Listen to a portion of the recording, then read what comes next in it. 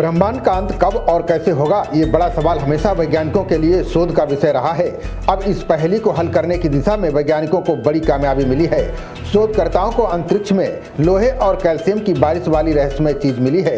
इसने 9 महीने तक एक तारे को अंधेरे में रखा। वैज्ञानिकों ने अंतरिक्ष में एक रहस्यमयी वस्तु के चारों ओर घूमते विशाल धातु के बादलों की खोज की है। ये बादल J0705 प्लस 0612 तारे की रोशनी को 9 महीने तक रोकता रहा। बता दें कि पृथ्वी से लगभग 3000 प्रकाश वर्ष दूर एक तारे की रोशनी अचानक कम होने लगी। ये तारा हमारे सूर्य के समान ही है। इसका नाम J0705 प्लस 0612 रखा गया है। पिछले कुछ महीनों से इसकी चमक सामान्य से 40 गुना कम हो गई थी। वैज्ञानिकों के लिए यह एक पहेली बन गया था, क्योंकि सूर्य जैसे तारे बिना वजह चमकना बंद नहीं करते।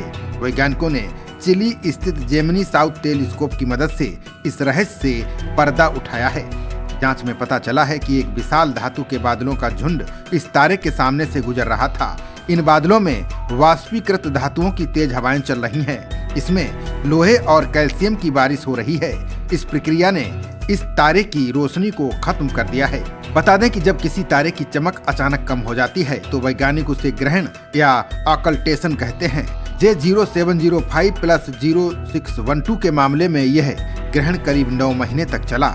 जॉन्स हॉपकिंस यूनिवर्सिटी की प्रोफेसर नादिया जकामस्का के अनुसार ये एक दुर्लभ घटना है। उनकी टीम ने इस घटना का अध्ययन करने के लिए दुनिया के सबसे शक्तिशाली टेलीस्कोप का उपयोग किया।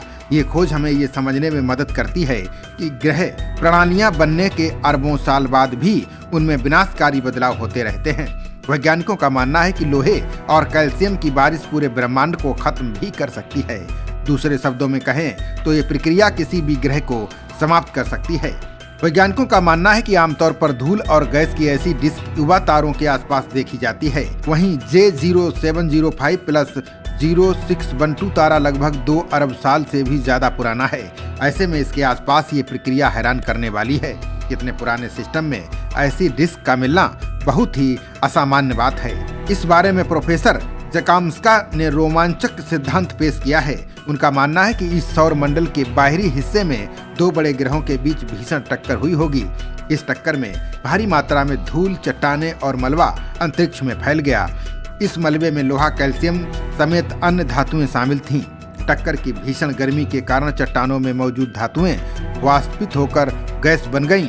यही मलबा अब एक विशाल बादल के रूप में उस रहस्यमयी वस्तु के चारों ओर घूम रहा है। ये घटना हमें याद दिलाती है कि अंतरिक्ष स्थिर नहीं है। परिपक्व सौर मंडलों में भी बड़े पैमाने पर विनाश और सृजन की प्रक्रियाएं चलती रहती हैं। पहले तो ये प्रक्रिया धीमी होती है, इसके बाद धीरे धीरे तेज हो जाती है। खबरों का सिलसिला जारी रहेगा। देखते रहिए जनप्रवाद। नमस्कार।